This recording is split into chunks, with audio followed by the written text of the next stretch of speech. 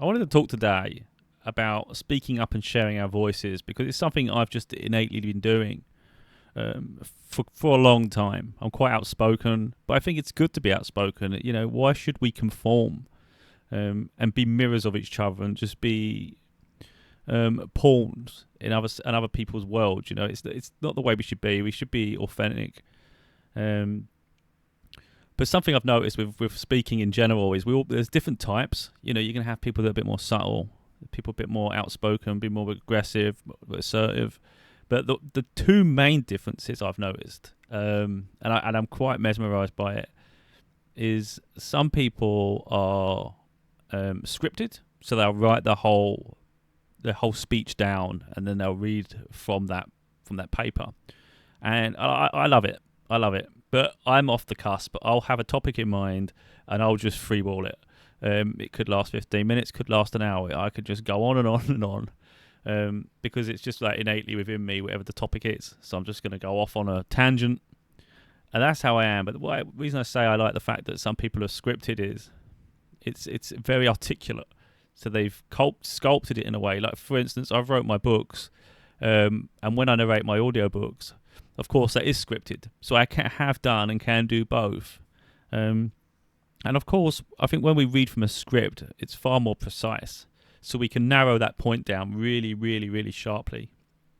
But with me personally, I think when I lose part of the flow, but I think part of the mannerisms, part of the naturalness. I think if I'm reading off a piece of paper, my tone will probably remain the same throughout the script. So it's an art within itself, I think, if you can read from script, but also put your own spin on it and make it seem as though you're reading, you're not even reading. And I think if you can narrow that down, if you can master that, then you've really got the art of speaking down, I think, to a T. So the reason I did this video is I've been thinking about doing things like this in a while, like just talking, because I want people to be able to share their voices anyway. I think if I've had it in the past, I've shared a lot of my stories with the world. And like the books I've done, it's encouraged people have come to me and said they want to share their story one day, and they want to, you know, but they find it too heartbreaking because it's emotional, it's traumatizing to open wounds, you know, but I think it's therapeutic, liberating. So there's so much can come from it, but of course that's in the writing, not in the vocal. So there's an art within itself, I think, within speaking. So someone I just want to point out here is someone that came on my LinkedIn channel, and she pops up regularly.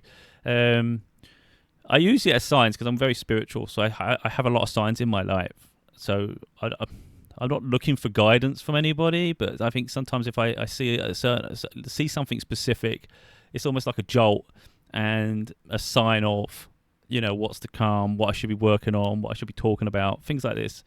And there was a specific episode of her podcast that just made me intrigued. Like I was like, I'm going to save this, but I had to actually.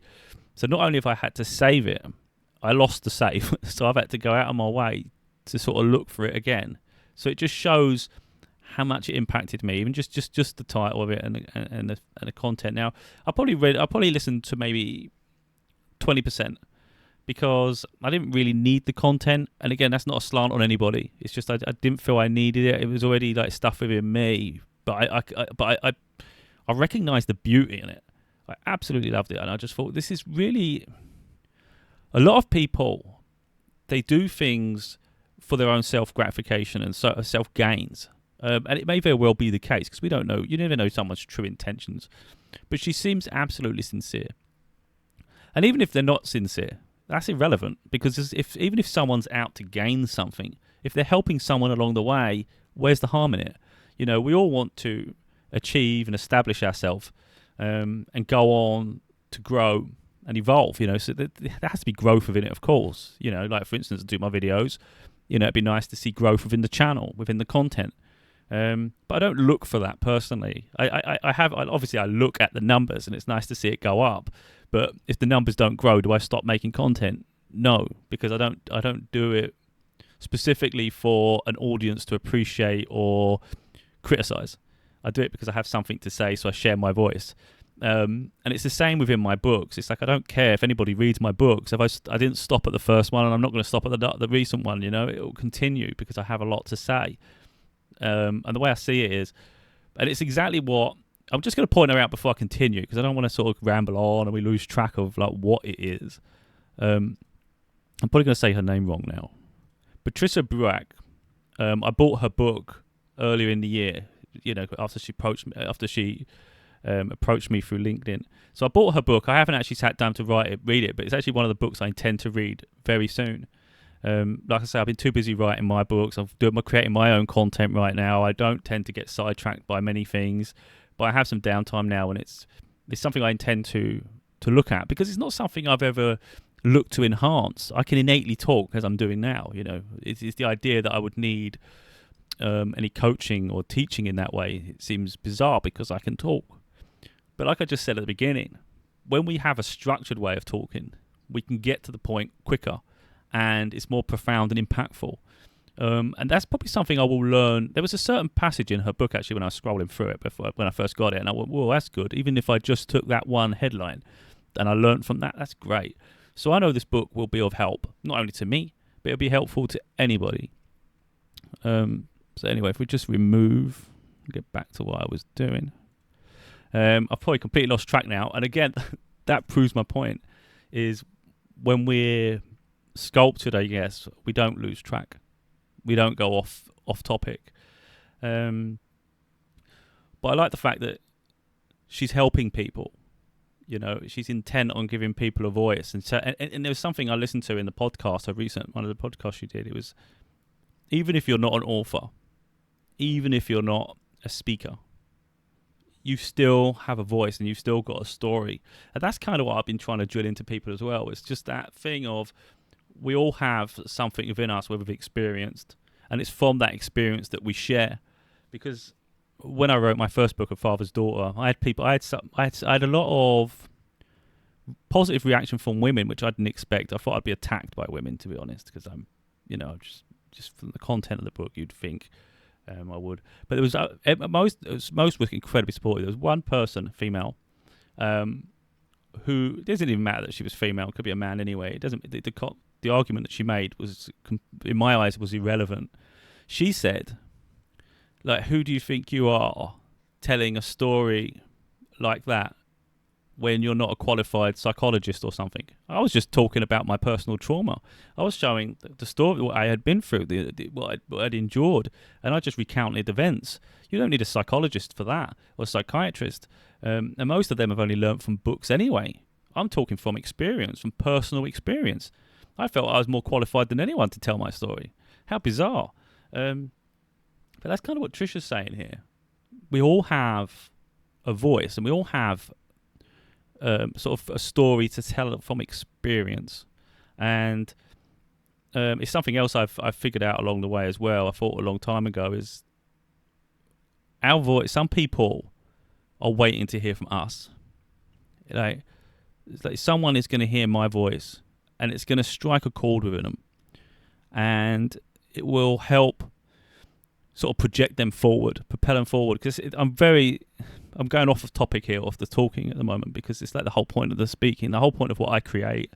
It all came from overcoming trauma, and I noticed that some people just don't have that inner strength within them. They're always self-critical. They always feel that they've got to. They always look up to someone, so then they feel judged because they're not good enough. And it's like, you got to learn to let that go. We don't need to look for validation anywhere. And I think until we let that go, you're never going to be free. So the point really of the content I created and what I continue to create is really just trying to liberate people to be free, to, you know, recognize your own beauty, and then you can propel yourself really a million miles into forward. Because when we're so busy trying to rectify the past, I guess, and appease people, we just lose our identity. So what I create is to try and liberate people from that mindset and free them to say, look, I don't care what my parents think. I don't care what my friends think. I don't even care what my partner thinks in terms of, you know, their expectation of me. I am who I am. I've experienced this, but I'm going to use that as strength and fuel to overcome it and help other people. Because that's the thing. Again, I'm going to push my spiritual side here just slightly. I hate doing it, because like, what my beliefs. I don't need to validate and all that, you know. But I feel like so many of us, we go through trauma because we're the only ones, in a way, that people can hear from. So we'll go through the trauma, and it'll be us that heals other people who are going through similar. So we had to go through that. It's not fair. Who says it's fair? But who says life has to be fair? Once you can make peace with the fact that there's a lot of negativity in this world, you can sort of free yourself from, you know, the past traumas. You can free yourself from it, and then by helping other people, you've liberated yourself. And I think there's beauty in all of it. So now when I'm going through dark periods, I'm struggling. I feel like I'm taking 10 steps backwards when I want to propel forwards. It's frustrating as hell.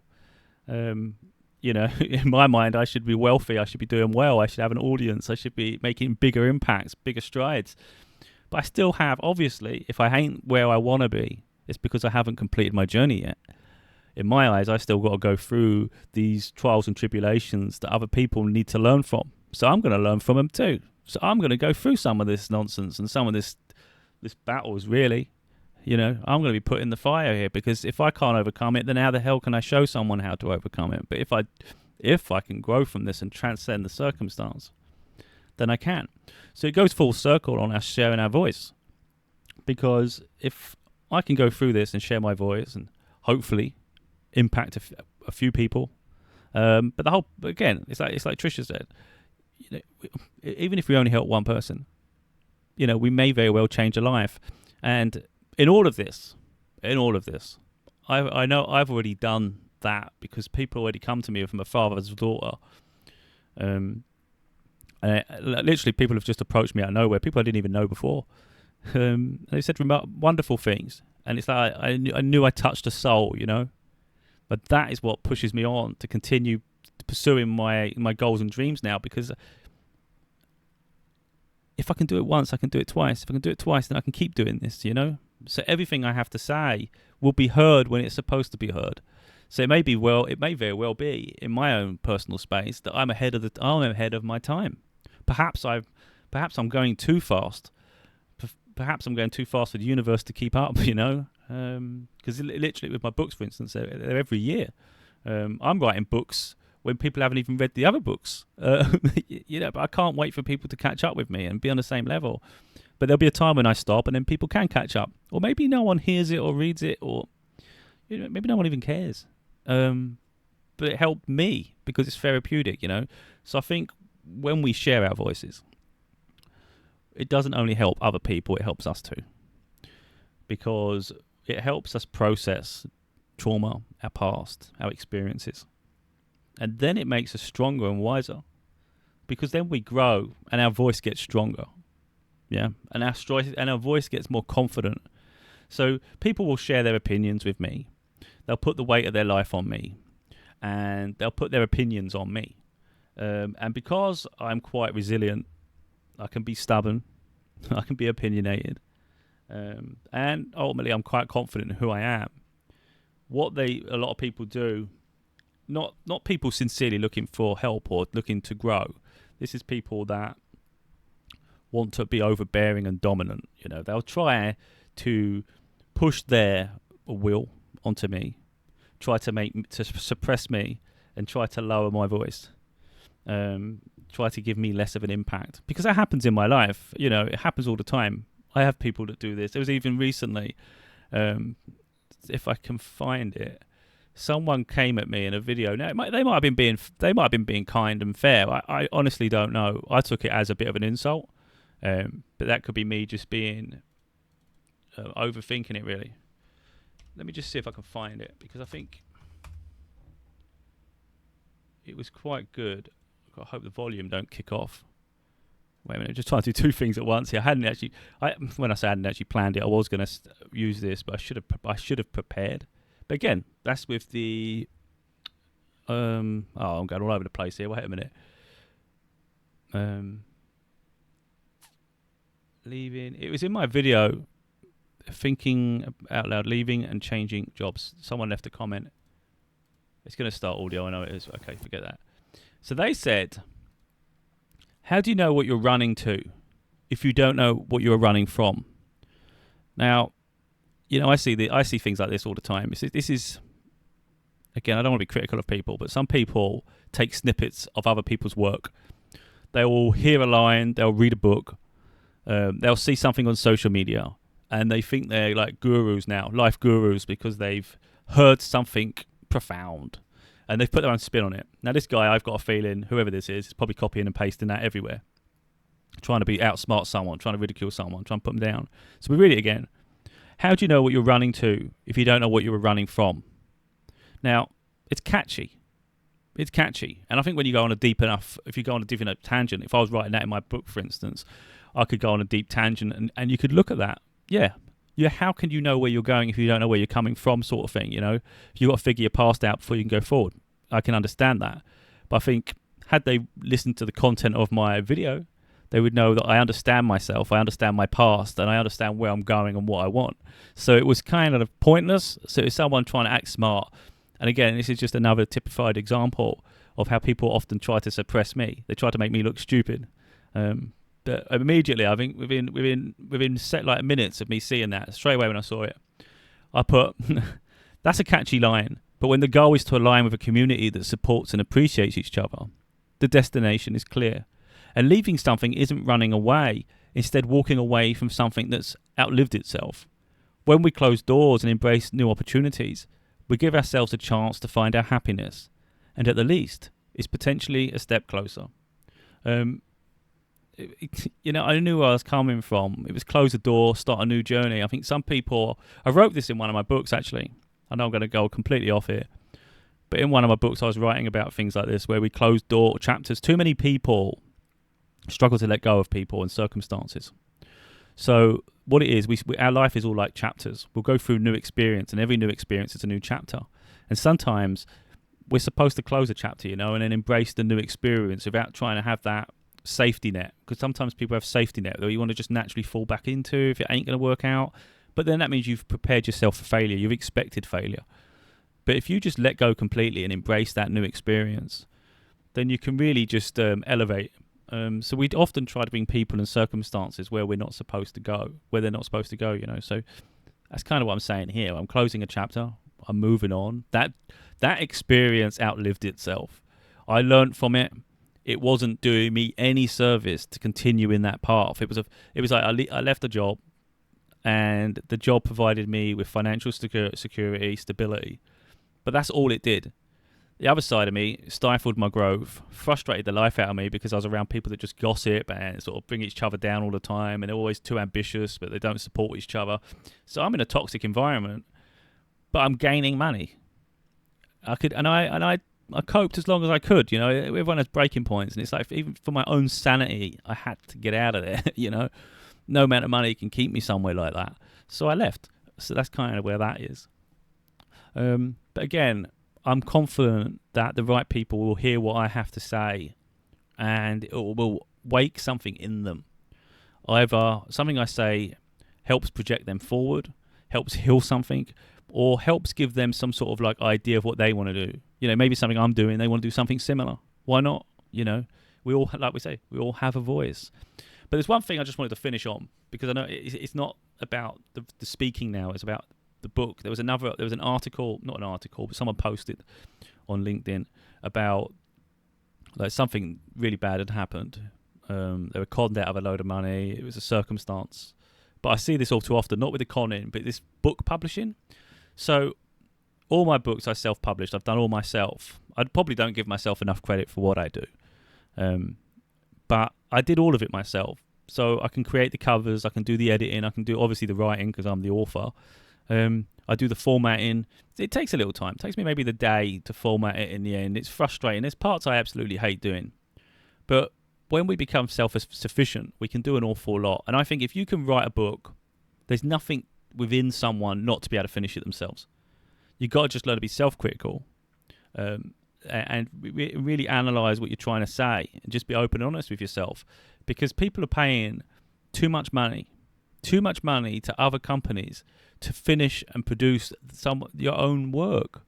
We can do it all ourselves. So anyway, that's just my little piece there. We don't need to invest in things to finish what we start. We can do everything ourselves. So if we've got a book to write, There's tools. You know, if you're bad at grammar, go and get Grammarly. Grammarly will help straighten all your work up. It'll probably cost you maybe $100, £100 for the year, or you can just do a 1 month. You can do a trial. You can do, however you want to do it. There's always cheaper ways to finish something, and there's tools available to help us achieve it. But we've got to be honest with ourselves. But yeah, I think if we've got a voice, we've got something to say, then I think say it. Say it. Sometimes the world ain't quite ready to listen.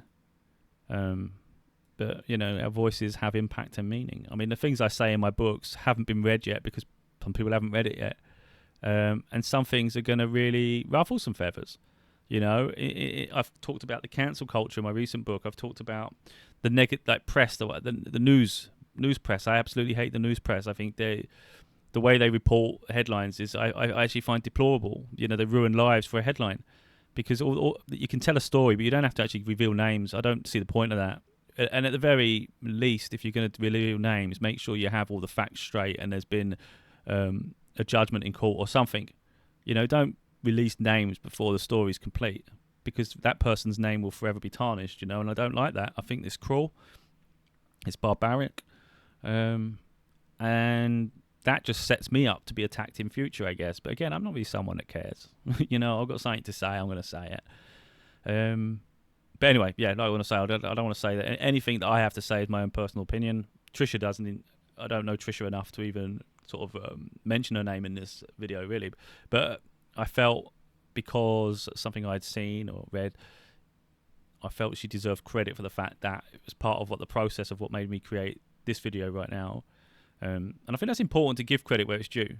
Don't take someone's idea and treat it like it's your own, and then act all smart and intelligent about it. I think just give credit where it's due. If you feel like you got it from somewhere, or you did, or someone had an impact, let people know. Let them know.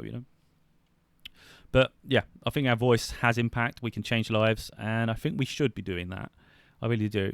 But I want to leave it on another bit, though, is that don't feel compelled to do anything that's outside your comfort zone. Don't let people harass you and tell you to do something if you don't feel comfortable with it, because I don't think it's for everybody. I think sometimes healing is enough. Healing is enough. We don't necessarily have to write a book. We don't necessarily have to go and speak in public. We don't have to go and share our stories with strangers and our colleagues and everyone we meet. Sometimes things can just stay private. As long as we heal from it, I think on a basic level, that's enough. But when we become stronger, maybe we be a bit more comfortable, saying what's on our mind and sort of speaking up and sharing our stories, because that's how we change the world. But first of all, we need to change ourselves. And that starts with self-healing. Then we can start thinking about how we want to better humanity. And it's our responsibility, of course. It's important to be honest and have integrity, which is my biggest core value, is integrity. So it's like just be honest. I think that's really, really crucial. There's no point to have us sharing your voice and it's just lies. What would be the point of that? But anyway, that's my little antidote.